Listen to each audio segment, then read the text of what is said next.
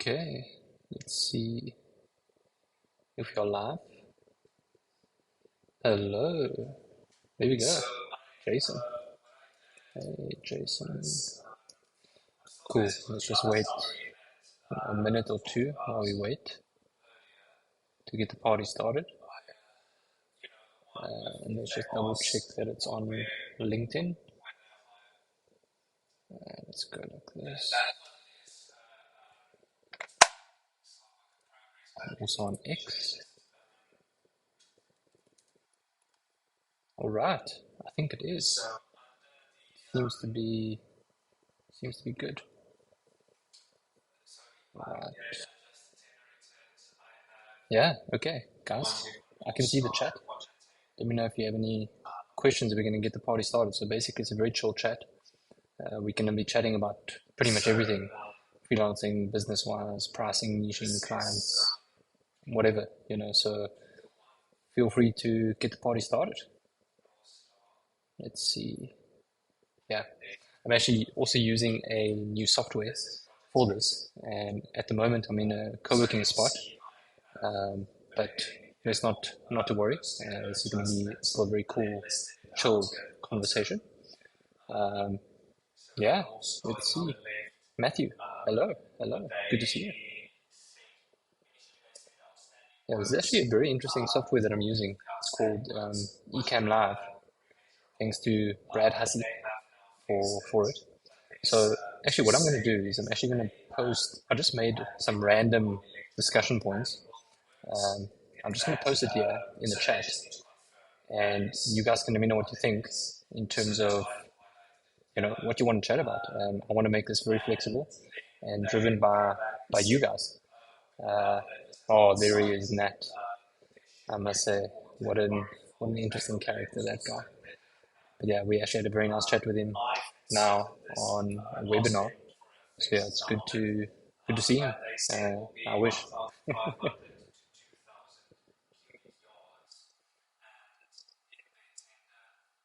Yeah, let's see.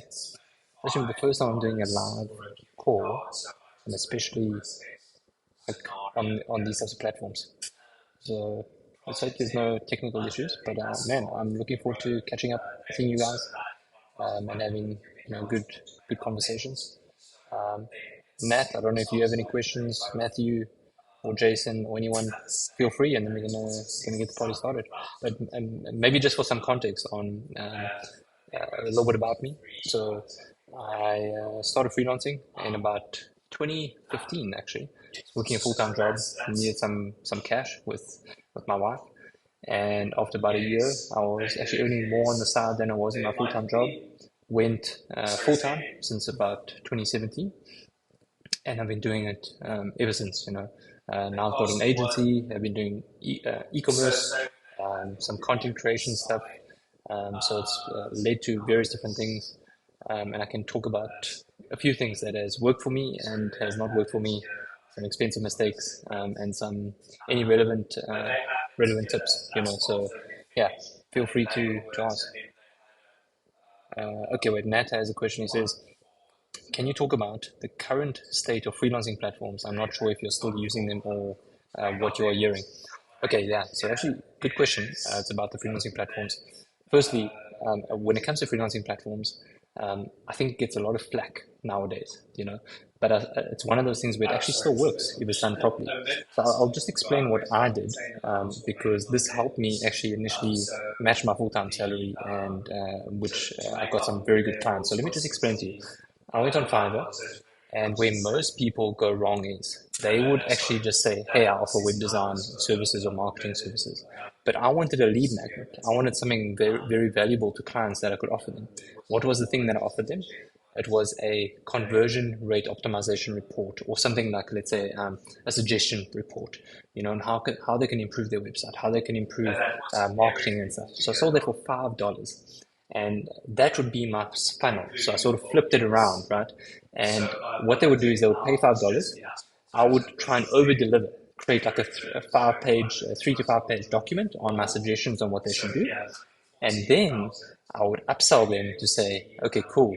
if you want me to design a wireframe on what you can do to improve your website, that'll be $100.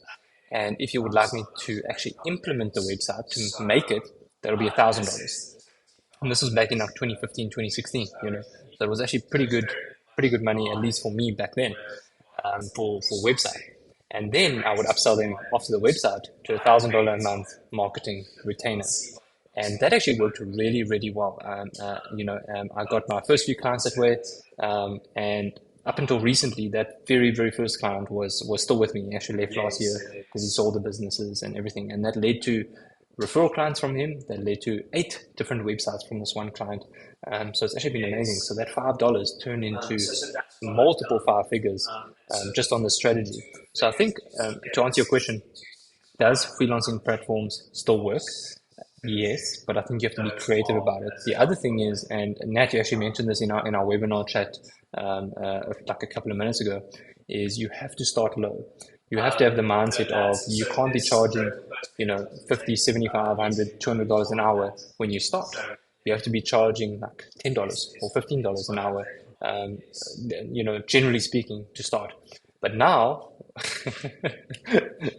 yeah, Nat, I'm looking at his comment on X. But now, when you do that, remember you're playing the long term in mind. The reality is, this is going to get you more clients in the future.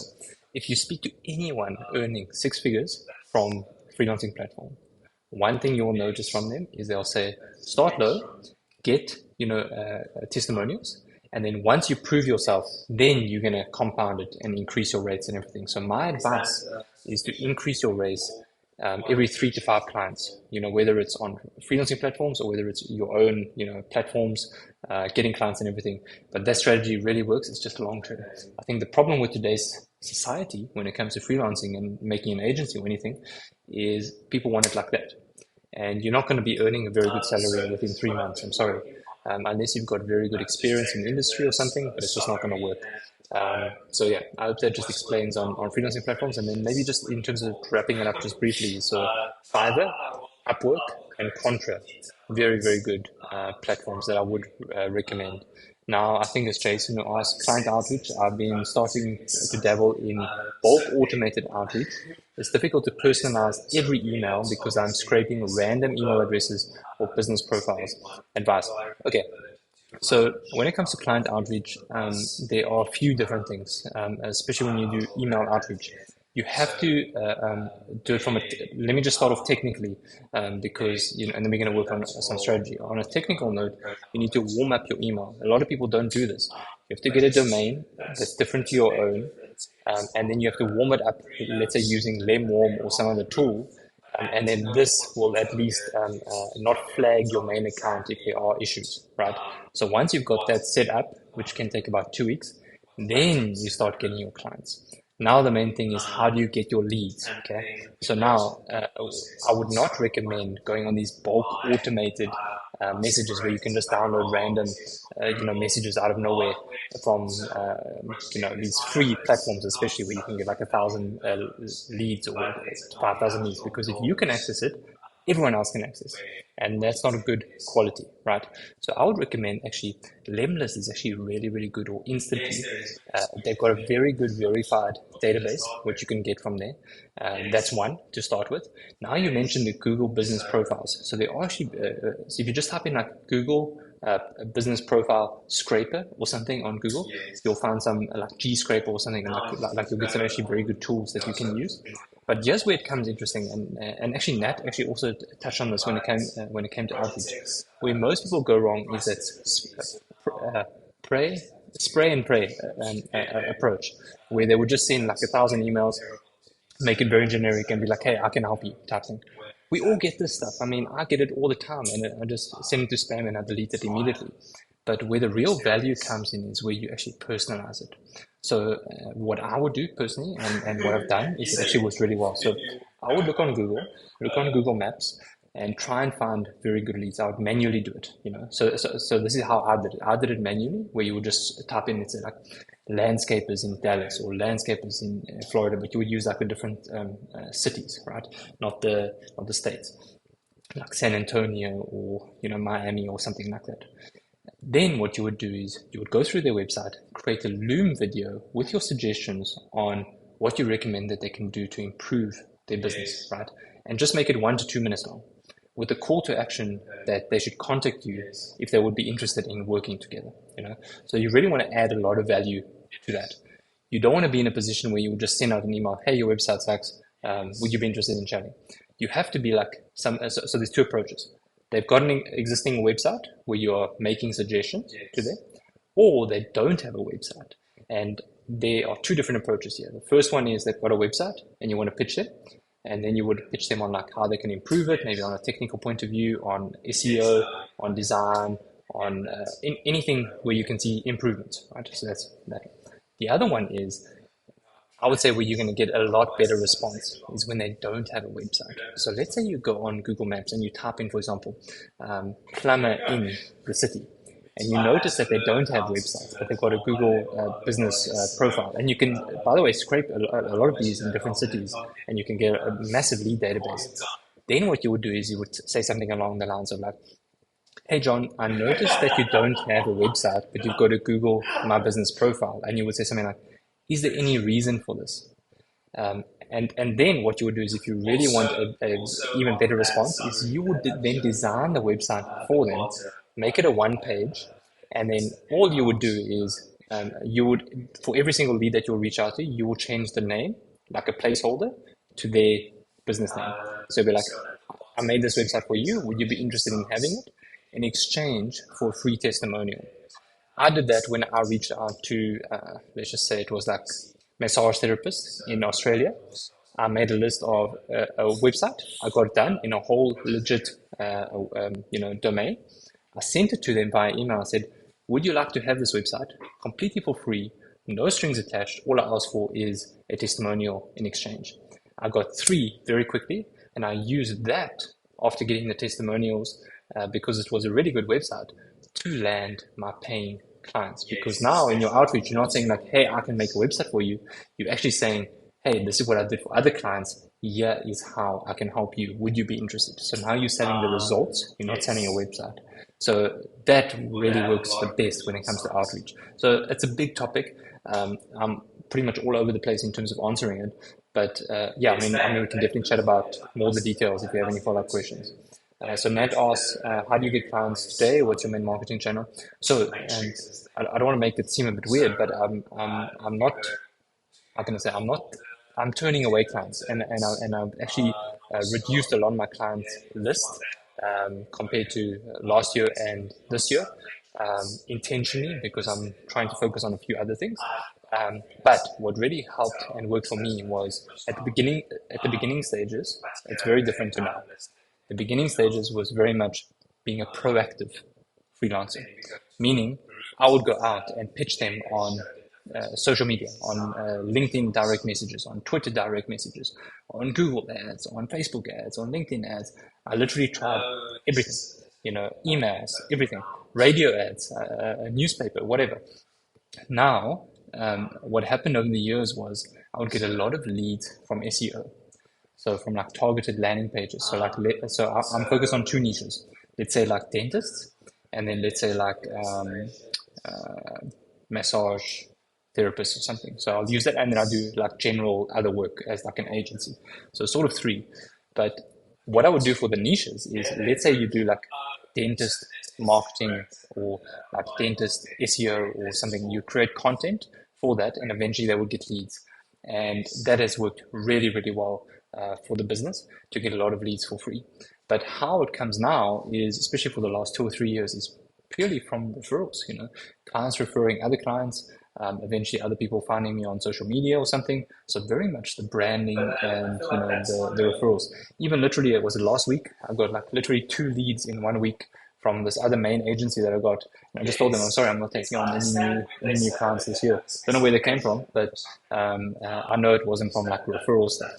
So I suspect it was probably from social media stuff and everything. So yeah, I hope that makes sense for me now. But for you, I think also you mentioned something about the stage of where you are at in terms of business. You're just getting a lot of referrals and everything in any case. My website rental asks, how do you stay productive when working on multiple projects at once? And listen, this is actually a really good question. So when it comes to productivity, I'm a very big believer in being efficient and not busy.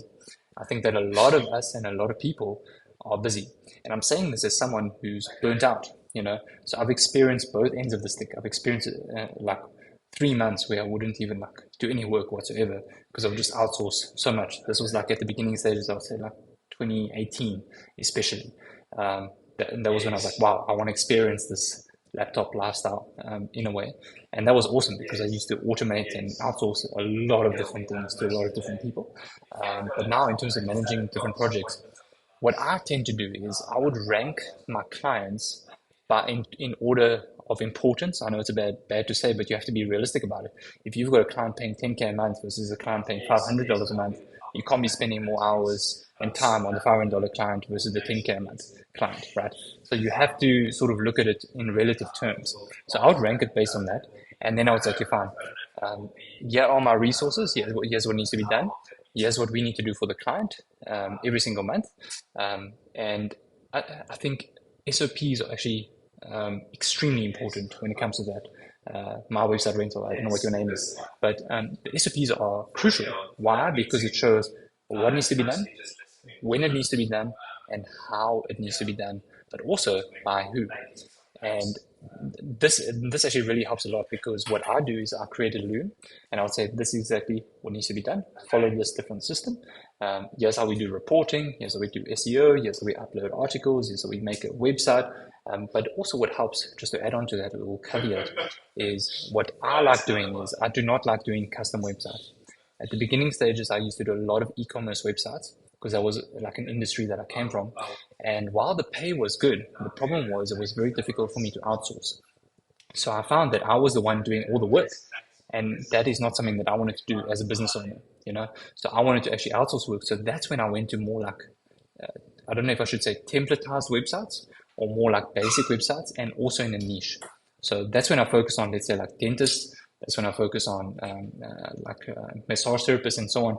And that doing that over and over has helped us to create, okay, these websites work. This is how easy it is to duplicate it. So that also has a massive impact because I know other people who would charge, 10, 20, 50K for custom websites, but they'll do one website, a month versus, 5 or 10 very templatized at a lower price, but then you can't outsource it. So yeah, I hope that gives some context to that. And Week's Vault, Roberto says, hey everyone, good to see you. Yeah, likewise, Roberto. Nat, yes, we got mostly inbound leads through referrals, SEO, and social media. Yeah, exactly. Top 3, definitely. And I must say, in terms of the leads, the best type of leads to get are referrals because they are much easier to negotiate. And also, it's much easier to sell. You know why? Because they are coming based on someone else's referral, based on their results. So it's like, I think of it like if we're buying something on Amazon and we look at like the reviews there, right? And let's say we see like something like 100 5-star reviews versus something with a 1-star review. Even if it's a bit more expensive, we would generally buy the one with more reviews, even if it's a bit more expensive, because other people say that. Really appreciate it. Pablo, good to see you. Is this the Pablo from the community? Matt says, I can't believe I'm not the only one. Yeah, actually, it's interesting. I've got, looks like there's over 138 people live at the moment, which is really awesome. So guys, if you're with us or for the first time, I'm doing something interesting I've never done before. It's on, what's it called? Elgato. It's like a live stream on LinkedIn, on X, on what's the other one? YouTube. So yeah, really, really appreciate it, and it's good to see you guys. Okay, so Wixfold Roberto says, I remember someone I know ups the price a bit more because they have that built-in confidence already. Yeah, so when it comes to increasing price, this is actually a very interesting topic. So I'm a big proponent on increasing your pricing every 3 to 5 clients. And you have to use some common sense here, but this is just a general guideline. So you want to increase it based on, yes, you want to do it based on confidence and all of these types of things. But where the real value comes in is not how many clients you have, it's the results you've gotten. So when you've got good results to show clients, that is everything. Because let's say 5 case studies showing, what you've done, how you've helped the business is much better than, oh, I'm working with 10 clients, right? Because now you can actually show the before and after. And when you are selling the results, when you are selling the outcome, that is when you move on selling, let's say, commodity pricing or commodity things. Oh, I do websites. And the reality is your niche does websites as well, but it's like, how do you stand out? And I'm a big proponent in saying, okay, well, let me put it this way. Let's say a lead comes and they say to you, hey, I want to do SEO. Would you charge based on your current knowledge, or would you charge based on what you've done for the previous 10 or 20 clients? I would urge you to charge based on your experience. And yeah, pricing is again, it's a big topic, and we can definitely expand on it if you want. But every year I upsell my clients, whether it's just in increasing cost or just simply because I want to upsell them to more services. And also really, really important is if you are not increasing your pricing, you are losing your money purely because of inflation. And literally, it's actually quite a funny thing. Was it yesterday or the day before? I'm on like an annual payment that I pay someone to do some freelance work for me, just to maintain some existing clients that I have on certain platforms that I don't use anymore. And man, I cannot believe it. I've been working with her for 5 years now, and she has not increased her price. I even told her, please increase your price. I want to pay you more, and she doesn't do it. So effectively, she's losing money, and that is not the way to do it. So yeah, Wixfold Roberto says, so if it's a referral, they might charge 10% because their client already wants to work with you. Yeah, exactly. Nat is a big believer in transparent pricing. Agreed. Kyle P, I don't know who that is, but hello.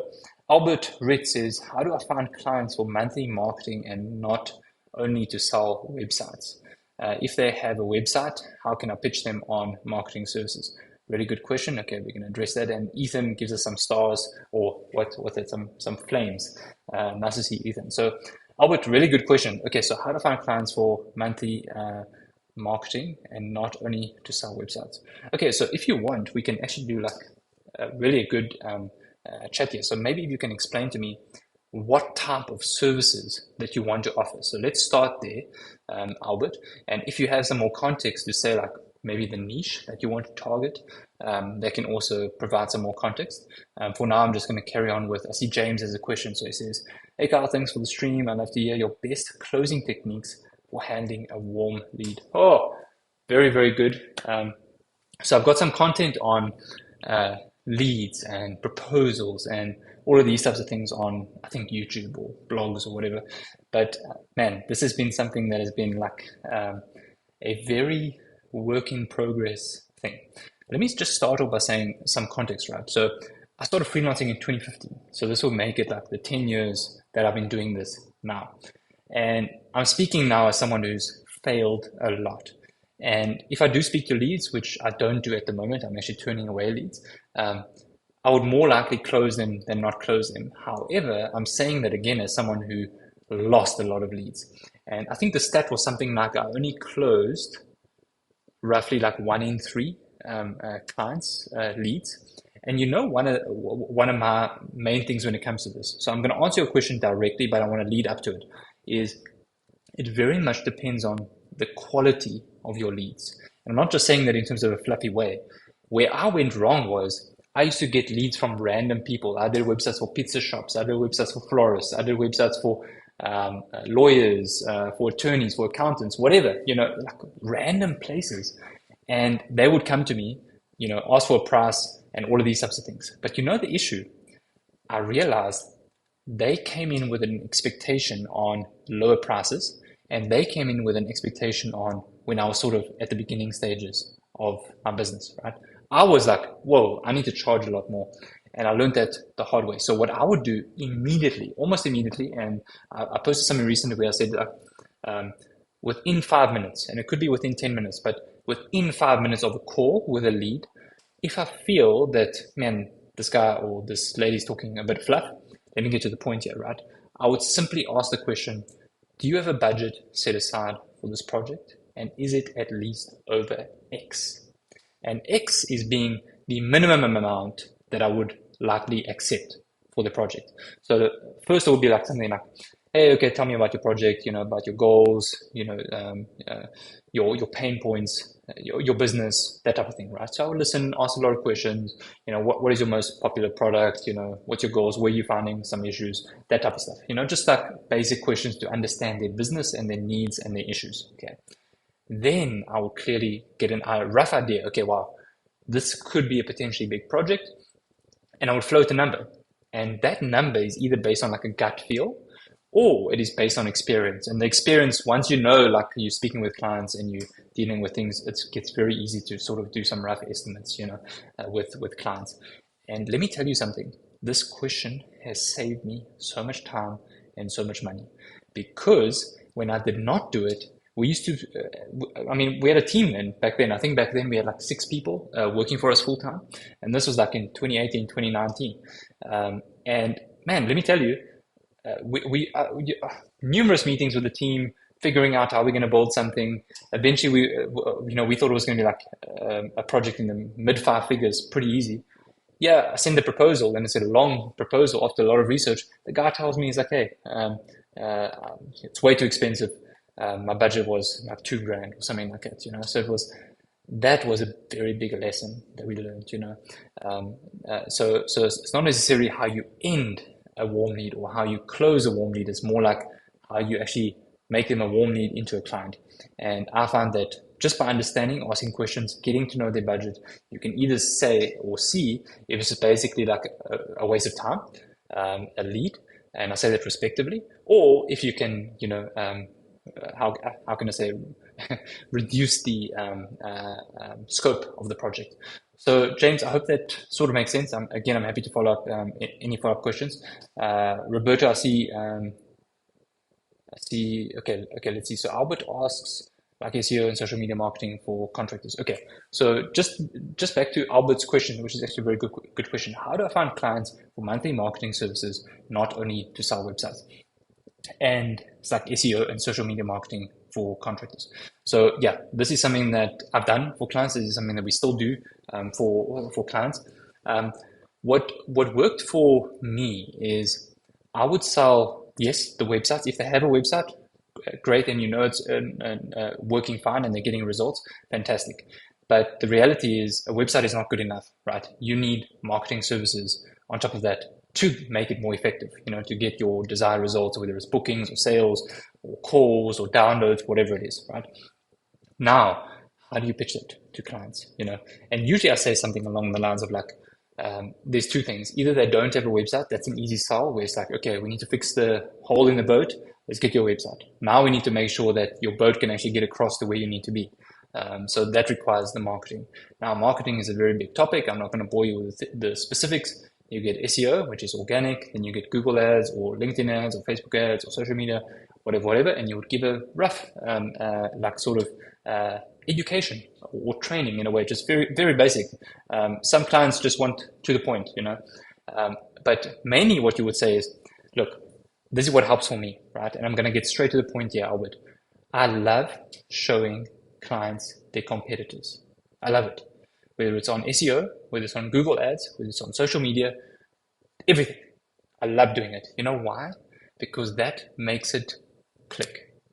Because when you can show them, hey, let's type in your website, plumbing in San Antonio. Oh, by the way, you don't show up here on Google. Oh, but we've got a website. Okay, so what? That doesn't mean anything. Let's look at your competitors, right? Plumber in SEO, show them the top 5, show them where their competitors rank on Google, show them that they're getting free leads every single day and paying clients. How much is an average lead worth to your business? Okay, this guy would probably roughly get 5 to 10 leads a day.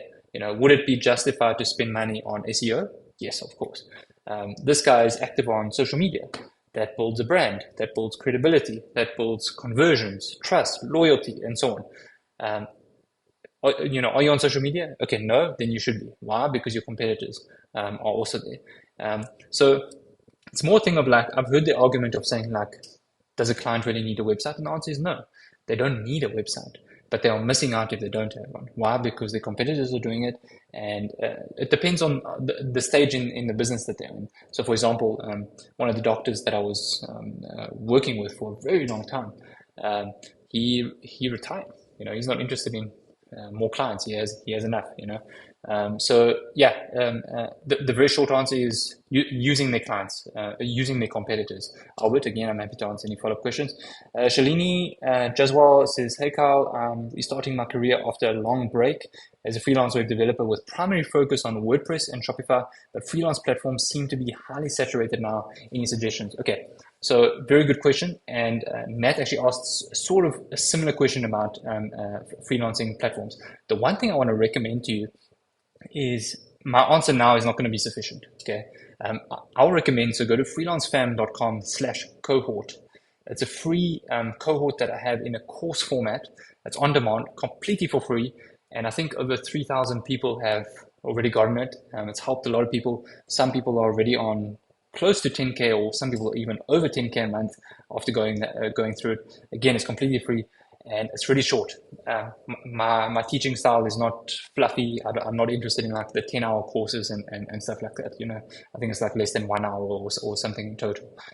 So I would really recommend that. Okay, because I mean, I talk about like mindset, pricing, niching down, getting clients, outsourcing, scaling, all of these types of things. Your offer, pricing, whatever. So, like, I would really recommend that you go through it.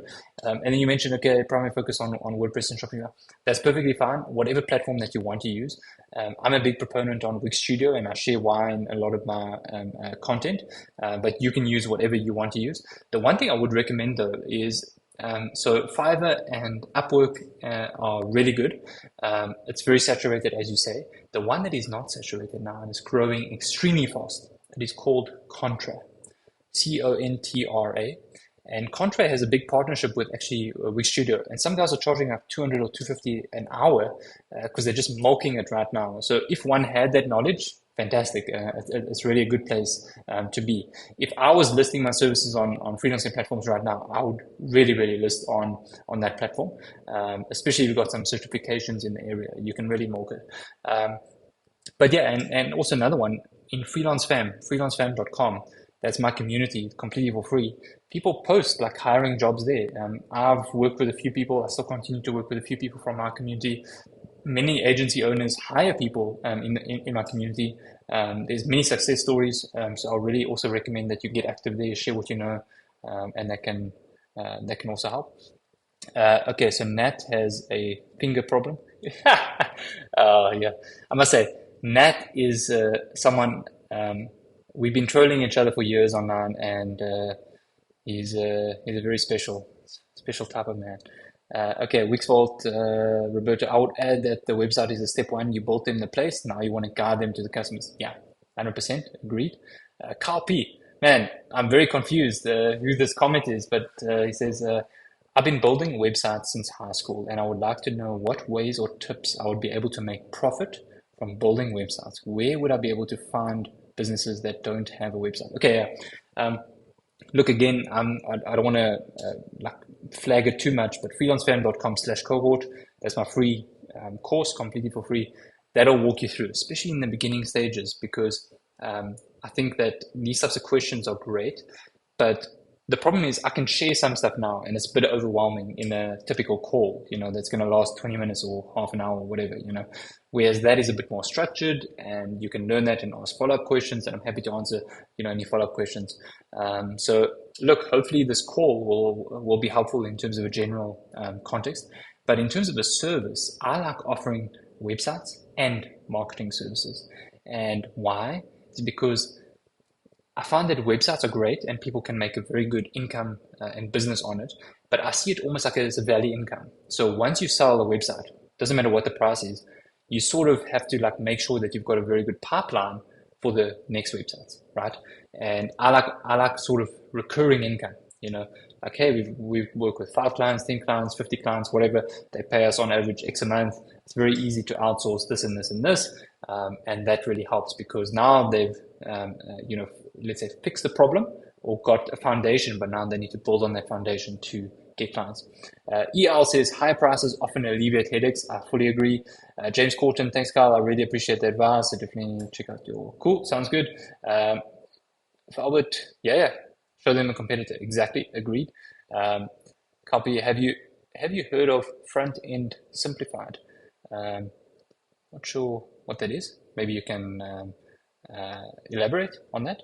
I use Contra. Okay, it says I use Contra and added the platform and other platform I use on my website. Yeah, really good. I have not, as I say, I'm not speaking as someone as having listed my services on there. I've listed on Fiverr. I've hired people from Fiverr and on Upwork.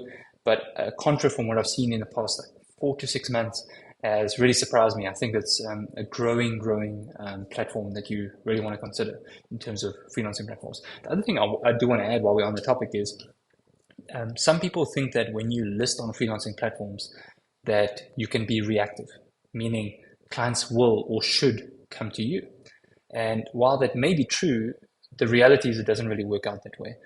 You need to be proactive in pitching your services or proposals to clients, on how you can stand out. And my recommendation is when you do that, don't just say, hey, I can do a job. Actually record literally a 1 minute Loom video to help you stand out from others. Record the screen. Hey, I just want to thank you for your project. I clearly understand the scope. I really believe that we can work well together. Let me know if you'd like to chat about this further. Literally something really short and simple will help you stand out from the 90% of others who do not do that. That's a very quick tip. And then the other one is do not rely on it 100%. You need to get out there and build a brand. You need to get out there and be on social media, on various different places, right? So don't just rely on the freelancing platforms. Okay, and then Zach says, is it important to build a personal brand for long-term freelancing success? So the answer is to these types of questions, and it's a good question, Zach, is I always say that it is not a requirement, but it's beneficial. So do you get a lot of people with a very good freelancing business without a personal brand? Of course. But I am a big proponent on doing both because I don't see it as much effort, really. I think it's actually important because not only does it actually put you out there, it opens up doors of opportunity, So, and I'm saying this as someone who used to be actually an extreme introvert. Under my brand, it was called Study with Development. So I just used to have an S. For I think over a year, maybe even 2 years on social media, I was like a nameless person. I just wanted to be that brand. But the moment I flipped over to myself, and it took a while, to sort of get out there and talk and share things. Man, I cannot tell you how good that was. It opened up a lot of, opportunities with different clients. I explained a lot of tips on how to do websites back then. Now my content is sort of very different, but it's more like tips on web design and these types of things. It's not really client specific, like how to, improve your website from a client perspective or marketing or these types of things, But yes, I would say yes. And then in terms of the content that you want to do, this doesn't get spoken about enough. You need to decide what is the goal of building your personal brand. And yes, there are exceptions to it, but I'm just saying in general. In general, you want to do is, and Adam actually makes a very good point. Adam McLaughlin, really awesome guy. You must go check him on X. He had an agency, still has one. Wealth of knowledge, really cool guy. And yeah, I agree with Adam. Adam says, yes, people want to connect with people more than connecting with a brand, 100%. But I think where people go wrong is they just say, okay, build a personal brand. But what does that mean? Yes, you can share random things, and I think you should.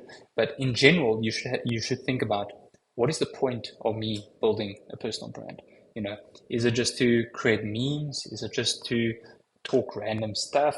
Because you have to think like, am I going to like swear at people, or like really mock people, or go after people, or talk about politics or whatever? Or am I going with the intention of, hey, I actually want to build a brand, getting more dentist clients. I'm going to 80-20 my focus on creating content that is valuable for dentists, not just random type of businesses, right? So that's where it comes in that you have to think about. The digital guide, Jason asks, just touching back on my previous question on cold email outreach, just digesting the answer, would 10 personalized emails with a video be more effective than 500 spray and pray emails? So this is actually a fantastic question. So I think in the age of AI that we live in now, or let me put it this way, email outreach is completely broken and distorted. It's full of spam. Um, I mean, I'm sure a lot of you guys can agree with me, all the junk that we just get almost on a daily basis. It's actually pathetic. And I don't know why people do it. I mean, maybe it works, I don't know. But from what I've seen and personally, and from talking with many different freelancers, agency owners and everything, it's a pathetic approach. Where the approach comes in is you want to stand out. And yes, AI is flooding the market with this complete nonsense. But where the value comes in is where you stand out. And where do you stand out? Where you personalize your message. So yes, to answer your question directly, would 10 personalized emails with a video be more effective than a 500 spray and pray emails? Yes. And this is something that I would suggest that people test if they want to, but I've just seen the data. It just works far better than just sort of the general spray and pray approaches. And put it this way, if you just have to make a list of 100 ideal clients, and you want to say, okay, fine, I'm going through these ideal leads that I want to turn into clients. I'm going to record a 1 to 2 minute loom with my suggestions on how they can improve their website. And you add it in there. I can guarantee you're going to get much better results than just saying like, hey, I can make your website better. Yeah, Copy says I use Twine, which is like freelance output. Yeah, there are, I mean, man, there's like dozens of freelancing platforms. And yeah, I mean, use whatever one works for you. All right, yeah, I see a few more people with us. Guys, if you have any questions, feel free to comment them.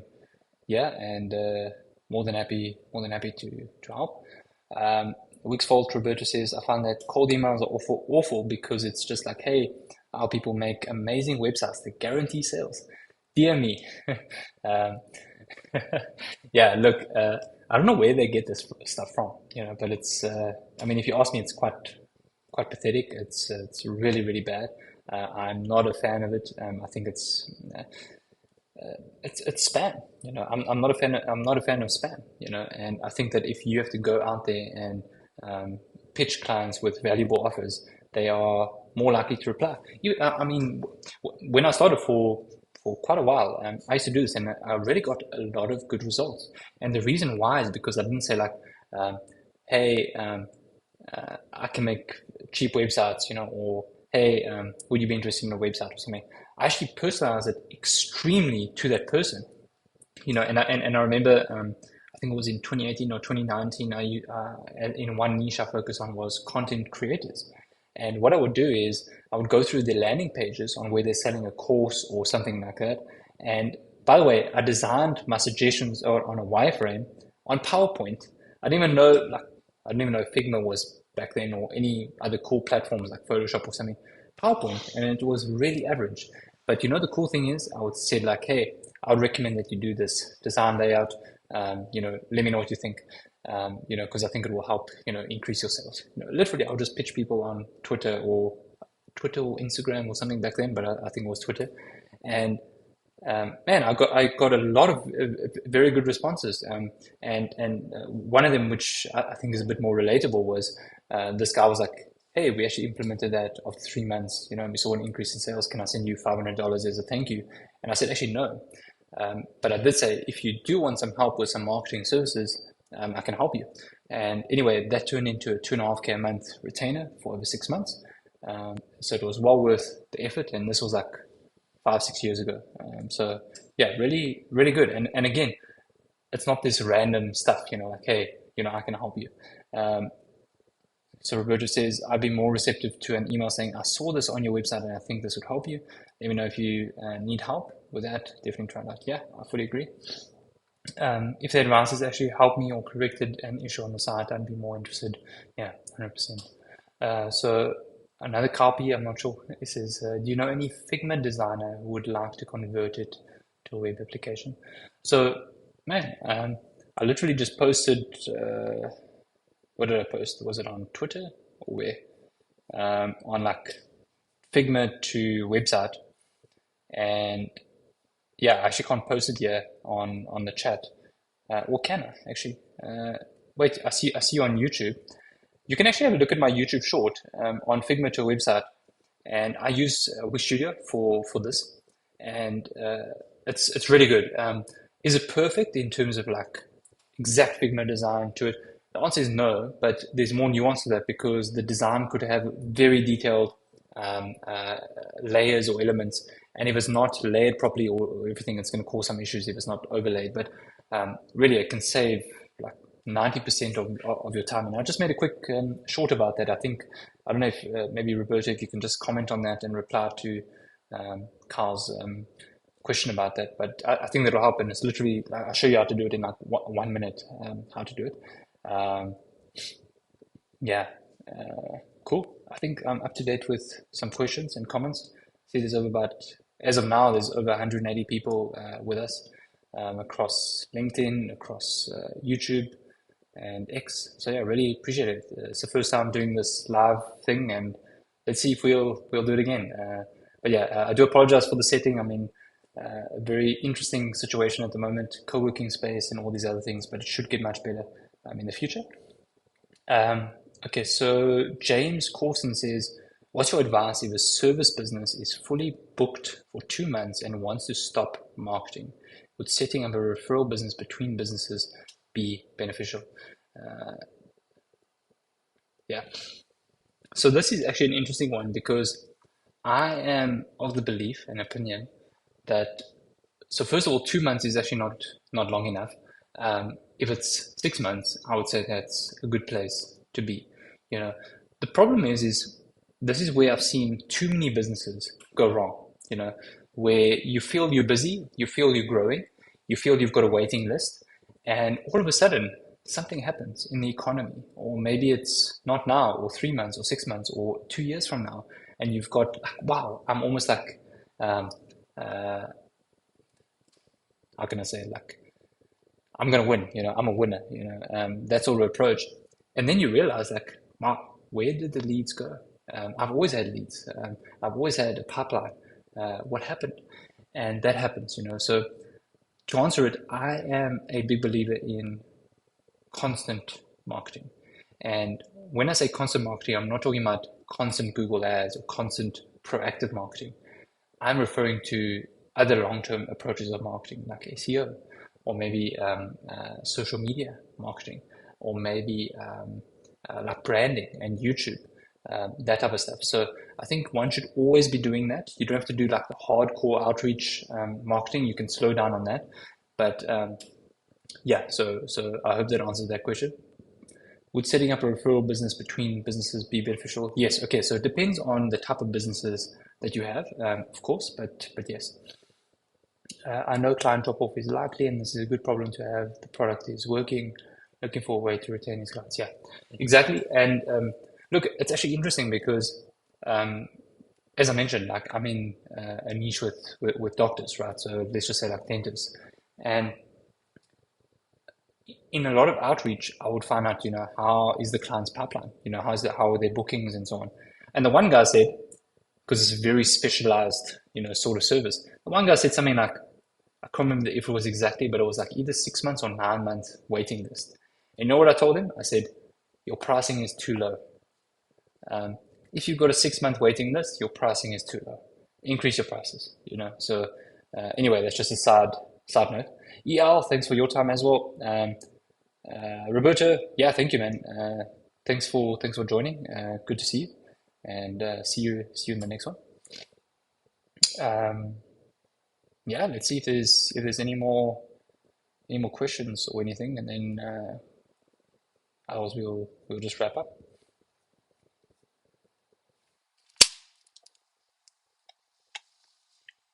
Yeah, thanks, James. Really appreciate your questions too. And look, I would encourage you and others, freelancefam.com. It's a pretty active Discord there. I'm active there almost pretty much every day. So if you have any questions, feel free to join, and then let's chat there. Because look, I mean, freelancing, running a business, it's stressful, and you go through different phases. When I started, uh, it was difficult, man. It was difficult. You know, sleepless nights, struggling financially, many different issues and stuff, and I think the community and accountability aspect is very important, because when it gets tough, because it does, it's very easy to be like, I'm just going to give up, I'm not getting clients, I'm not getting leads, or facing issues or whatever, so yeah. But okay, so is it Audrey Stain? I'm very new to web design and I see so many web designers out there. How do I stand out and get jobs uh, when they are so good? So Audrey, this is really a fantastic question. So I'm just trying to think of the best way to answer. When I started in 2015, you know what people used to say to me? The freelancing marketplace is saturated. It's pointless getting started. Um, when I see people getting started last year and they're doing well, and they heard the exact same advice saying, it's saturated. They don't care. You know why? Because they're doing well now.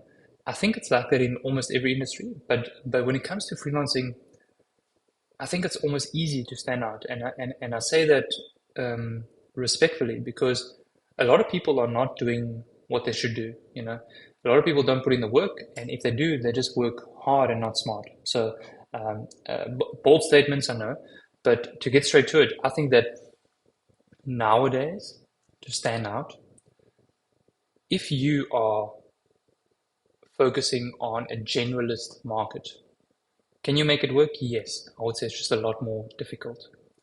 If you're focusing on a niche, I would say that you've got a lot more probability to succeed. So let me use an example. So there's this guy.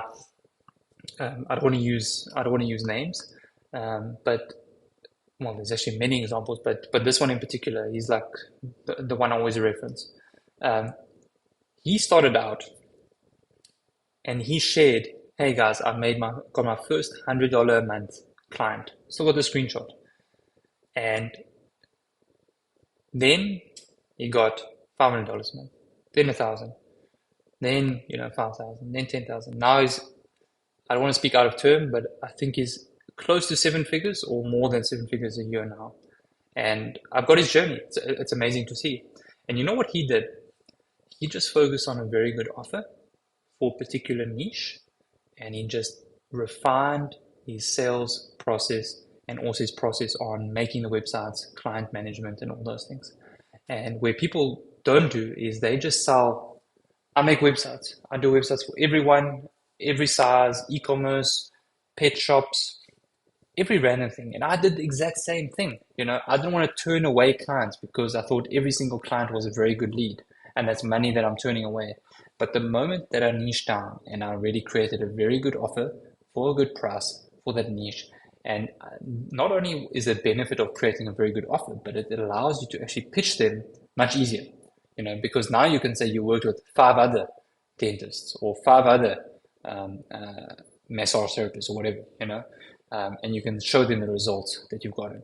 So once you do that, let me tell you, it is much easier than pitching random different businesses, because now everyone else is doing that. So I think if you're offering a very good niche, that is also a very good one. The other one is if you want to focus on platform specific.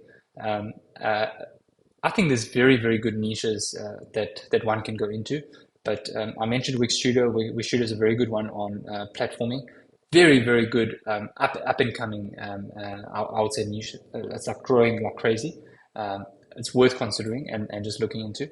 But again, Aubrey, you're new to web design. freelancefam.com/cohort I think will help you a lot. It's a free course. It's going to walk you through everything in literally an hour or two.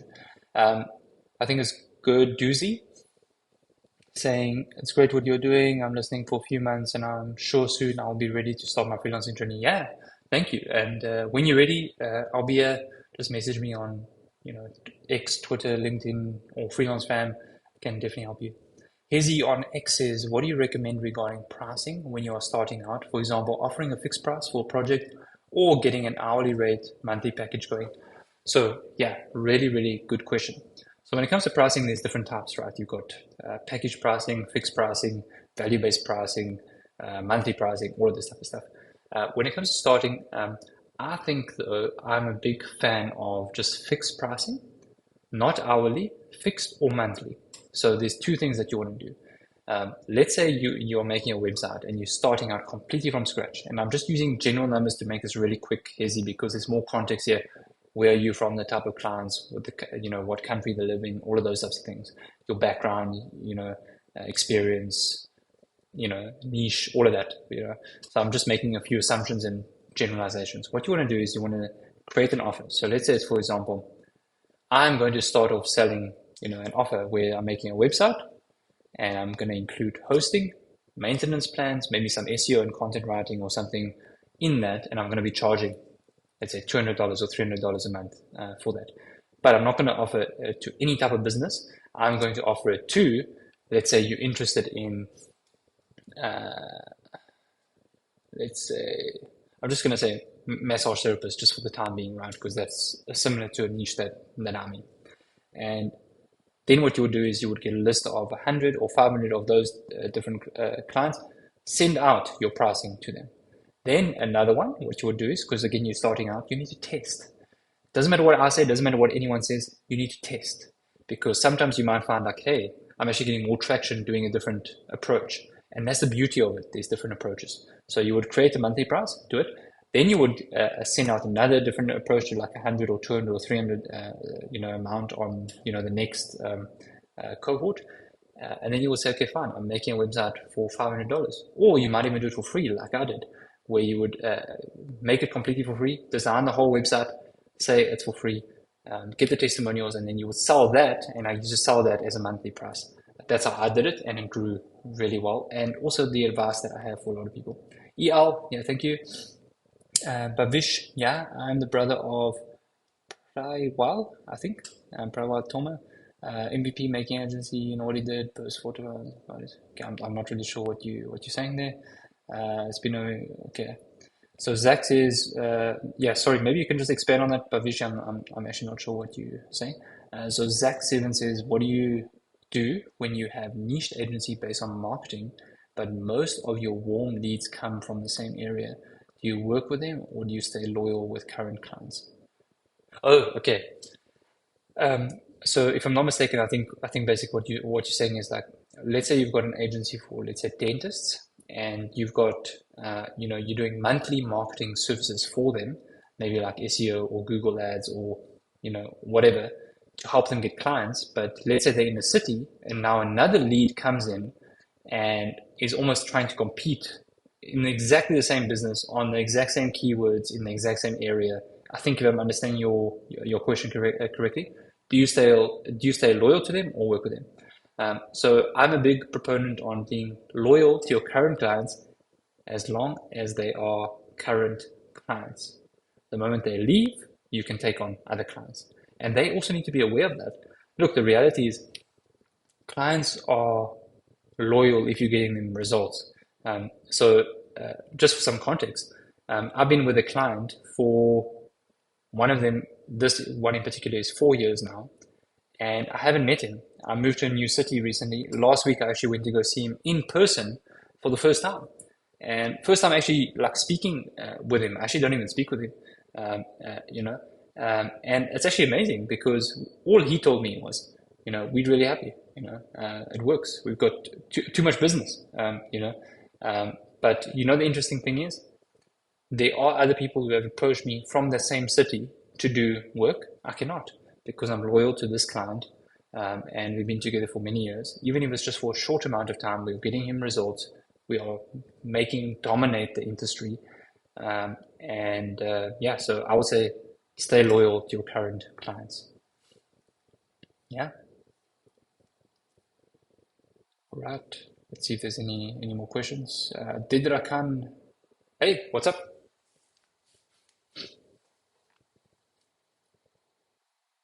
Yeah, thank you, man. Appreciate it.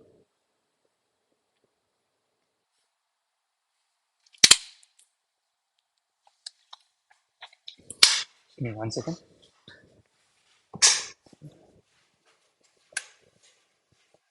Yeah, feel free to ask any questions and then I'll just wait.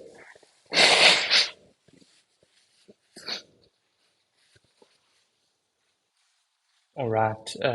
Bhavisha says basically right now everyone is trying to build a SaaS business, which requires an MVP, requires software knowledge. We discovered the pain point and started posting. Okay. Yeah, maybe you can add more context, Bhavisha. I'm not actually sure what you're trying to say or the question or something.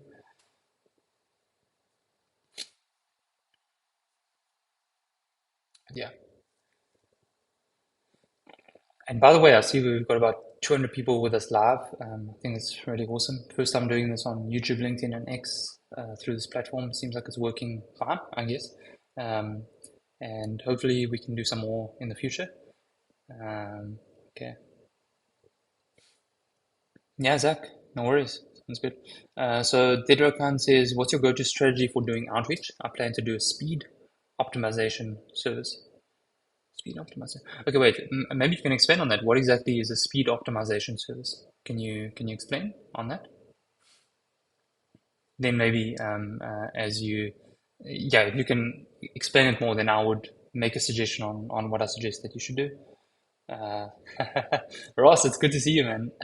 Yeah, guys, Ross on X, he dropped a comment.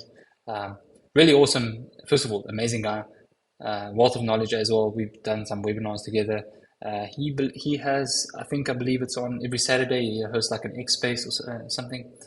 Really, really nice. So if you guys have some time, definitely follow him and check him out. So he says, I recently charged 500K for a project. How can I charge 1 million? First of all, if you charge 500K for a project, that's amazing. Well done. How can you charge 1 million? Just you know, add a one and add another zero at the end on the invoice. I think that'll be fine for you, Ross.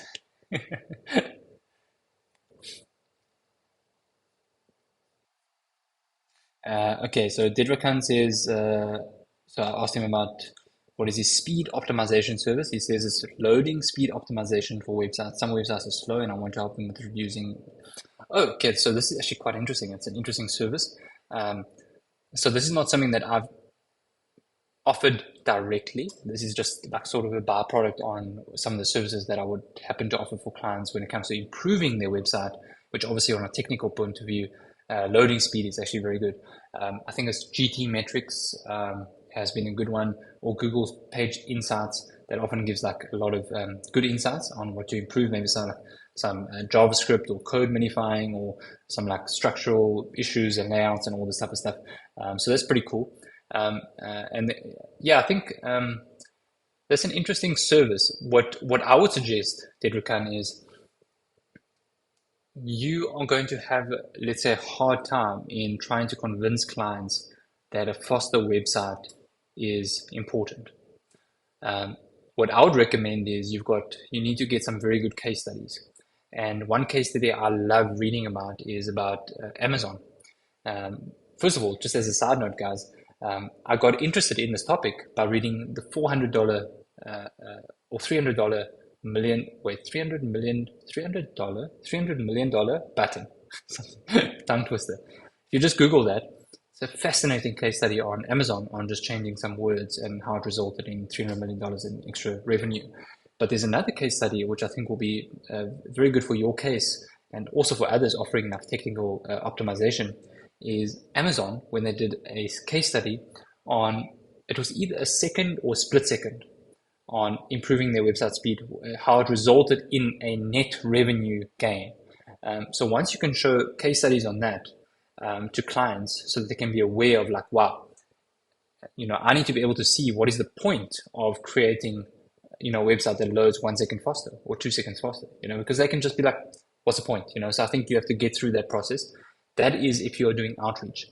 The other one is if clients are coming to you, they will type in something on Google like how to make website load faster. But the problem is you're also going to get a lot of leads from web designers. So you can also present yourself as an expert, add a lot of different tips, and by the way, it's a massive industry to be in if it's niched down properly so that people can, approach you. But yeah, it's a very specific like offer. So I don't want to spend too much time on it, Didrikan, but you can feel free to message me or ask me in the community and I can expand on some suggestions there. So Bhavisha says, okay, so because of word limit, okay, wait. Okay, yeah. Look, Bhavisha, I'm not really sure again what the context is here, but feel free to just ping me on Twitter or on Freelance Fam, and then we can chat. So Zach says, do you follow any specific mental or physical practices like meditation, journaling to stay sharp and avoid burnout? Oh man, that's a very interesting question. So I it's actually interesting. So I faced burnout probably twice in these like 2 years, and it's not pretty. You know, man, it's not a good place to be. But I would say though that in a weird way, I'm actually glad that I experienced it because it teaches you and it shows you what to avoid. And that is why I'm really doing and have been doing everything that I can to create a business around my desired lifestyle and not the other way around, right? So hence why I literally turned down a 5K a month client. I turned down a few different things, existing clients, many different things because of, wanting to have a business around my design lifestyle. Now, meditation, exercise. So I'm getting back into exercise now, and I'm going to gym at least 3 to 5 times a week now. That has really helped. Meditation, yeah, that helps for some people. Just personally, that's not really something that I do. Journaling. So this is interesting. So I do this now at the end of every week. I sort of reflect on the week and think, how can I, plan the week ahead? Planning helps a lot. Um, but in terms of like reflecting on the year and what can be done, I do that a lot. And I think that journaling, does help. Also, just thinking, just going away, and just thinking about it. Staying sharp, avoiding burnout. So avoiding burnout, I'm able to do that now because I know how I got there in the first place. And that's why I outsource a lot. That's why I try and, do as little work as possible from my side, put it that way. And also take on the projects that I want to take on, you know, that was a big one. But in the beginning stages, look, the reality is this is a luxury problem to have, you know. In the beginning stages, depending on your background and everything, you need the cash, you need the clients. So yeah, once you get that, then you figure out, there's actually a better way to do this. ER says, I'm guessing Bhavisha was offering his brother's marketing strategy as an example MVP, so they tweet to make the case known. Yeah, I do think so, EL, but I'm not really sure of the question. So yeah, so I think maybe a lot more context is needed. Um, yeah, I see we've got about 200 people with us now. Really awesome chat so far, guys. Sorry that I can't hear you, that you just have to listen to me ramble on, but yeah, hopefully we can chat some more and again in the future. Maybe we can take maybe one or two more questions, and then we'll wrap it up, I think.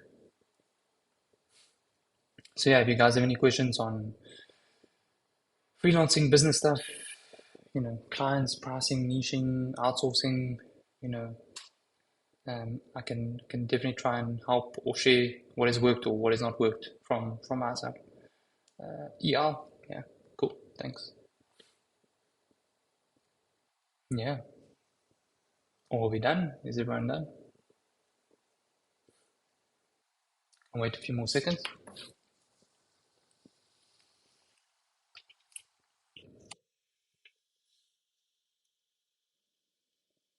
Yeah, I think so. Okay. All right, guys. First time doing a live call on Twitter, on Instagram, no, not Instagram, Twitter, LinkedIn, and YouTube. Really cool. Um, let me just see what Deirdre can says. Imagine one day you wake up and you've lost your networking clients and you had to start from scratch. What service would you sell and how would you get in touch with potential clients? Man, very, very good question. Um, it's an interesting one to think about because it would have to be like, man, you've got no social presence, you've got like nothing. It's just basically the knowledge that you have, basically, right? Very good question. If I had to start over, um, I would focus on two things, probably. So let me just think. I would say the first one would be something about like AI automation. I think that's a very good industry to be in. The other one that I think is good and growing and working really well is a niche, platform niche. So I mentioned it before and I'll mention it again. I'm a proponent on Wix Studio. I've tried other platforms. They're good. I just found Wix Studio better. And what I like about this platform is you are not only able to create very good websites fast, but you get high paying clients. And I'm actually chatting with someone next week. She does a lot of custom websites. Her websites are like 20 to 50 grand for website. So she focuses on custom websites. I'm a big proponent on template websites as a starting point to save time, and I've got various different reasons for that. I think that if you focus on those types of niches, really good. Um, because there's a lot of inbuilt SEO and add-on services that one can do and pitch from there.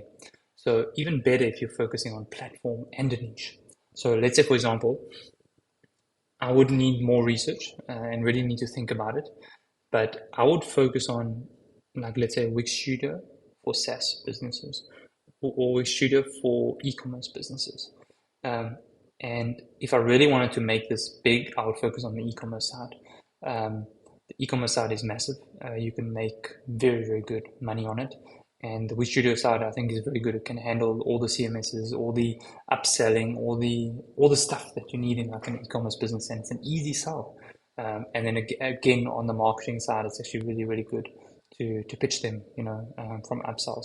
So that's exactly what I would do. And then to pitch clients, I would look on LinkedIn for e-commerce owners. I would look for people using different platforms, trying to find issues. And I would say like, hey, would you like this website completely for free? I made it for you. Like, let's say it's a furniture business, which is actually an industry that I know really well in terms of e-commerce and everything. And let's say it's a furniture e-commerce, I would make a website for them. And there's many different furniture e-commerce businesses around the world. So I would make it on Wix Studio, pitch them. I'll say, look, it's fast, looks good. Literally all I need is your pictures, your logo, some of the CMS details. I'll give it to you completely for free. All I ask for in exchange is a testimonial. I would get that. I would do that for 2 other clients. And then I would pitch clients, paying clients on, I'll start cheap, $500 or $1,000 a month for an offer. You get the website and you might get some SEO services, but then you increase that really quick. And I mentioned right at the beginning, this other guy in the community started $100 a month for a service. He's now at about 7 figures a year, and he's grown a very, very good business because he started small. And I would do exactly that. Focus on a very good offer to a very good niche and a very good price. Once you've got to find that niche, it's going to help with the messaging and the marketing and the outreach and everything, and scale it from there. So I hope that makes sense. That's exactly what I would do if I have to come to think about it more. So Zach says, what is the biggest mistake freelancers make when outsourcing? Sorry. So, man, good question. Outsourcing is actually an interesting topic because I think people get confused about why they should outsource and what they should outsource. Sometimes outsourcing is not actually the best thing. It could actually be automating, So if you automate a task, is outsourcing really necessary? No. So I think one has to really see, do I really need to outsource this? Is it really a knowledge gap issue? Is it something that I don't want to do? Is it something that I can do and I can make more money doing something else? You have to really ask these questions because these are important. People just say, oh, I'm going to outsource, but it needs to make sense financially, and if not financially, at least for your own time. I outsource a lot of different things and it helps it, but there's different reasons for doing it. Automating as well is a big one. The outsourcing mistake is actually very interesting. I how can I say this? I've hired many different people, and sometimes even after very good vetting, after very good experience, it doesn't work out. But the best advice I can give you when it comes to outsourcing, before pointing the finger on someone else that you've worked with the wrong contractor, point a finger to yourself and realize, were my instructions clear? Did they understand? If I put myself in their shoes, how would I feel? Am I being reasonable in my critiques of them? Because at the beginning stages, I sucked at that. What helped for me is realizing that I need a clear SOP what needs to be done, how it needs to be done, who it needs to be done, by when it needs to be done, but also make a very, very good do this step by step. Here's a loom on how to do it. Because you don't want to have questions, you don't want to have issues and all these things. You want complete, let's say, automation, right? Say, and that helps a lot. The other one is showing what to do, seeing how it gets done, and then you can start eventually stepping back. What helped with me is every time I onboard someone, for the first month or two, I would be a micromanager. I would be a micromanager. Ask her, how was it today? You know, what did you do today? You know, and so put it this way: every day I get like an update from the team, who did what, you know, and basically who did what, you know, on the day. And if it's not reasonable, it'll be like, hey, why was there an issue? And sometimes if there's an issue, it could be that maybe the scope is undefined, or maybe they had some research issue or whatever. Then that could be a thing from your side to actually improve that, you know. But anyway, I'm going a bit on a tangent. There's like outsourcing is a very interesting topic. We can definitely chat about it in the community on social media. EL, yeah, thank you, man. Idrakam, no worries, thank you anytime. And yeah, guys, I think let's wrap it up. Yeah, it's 8:15 p.m. I'm gonna go home to my wife and baby now. And it was really nice chatting with you guys. Thank you so much for taking the time. First time doing this on all these platforms using this system, Ecamm. So yeah, I really appreciate it, and please be in touch. I'm on social media. Freelance Fam is my community. It's free. So yeah, really appreciate it, guys. And yeah, may you have a very good evening and into the week. And any other parting advice that I can give? I would say stay hydrated and have a good afternoon or good evening, and hopefully I'll see you guys soon. So thank you so much. See you guys. Cheers.